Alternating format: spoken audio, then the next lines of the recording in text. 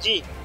Security forces के शुमाली वजीरिस्तान के मुख्तलिफ इलाकों में 2 इंटेलिजेंस बेस्ड ऑपरेशन सामने आए हैं। पहले ऑपरेशन में एक हाई वैल्यू दहशतगर्द कमांडर जख्मी हालत में 3 दीगर दहशतगर्दों समेत गिरफ्तार कर लिया गया। दूसरी कार्रवाई में 3 दहशतगर्द मारे गए। असलहा, गोला बारूद और IEDs भी बरामद कर लिए गए।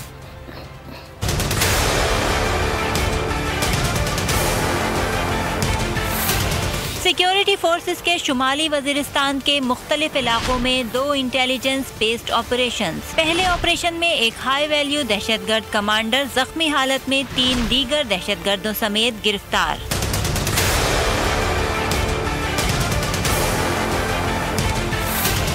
दूसरी कार्रवाई में 3 दहशतगर्द मारे गए।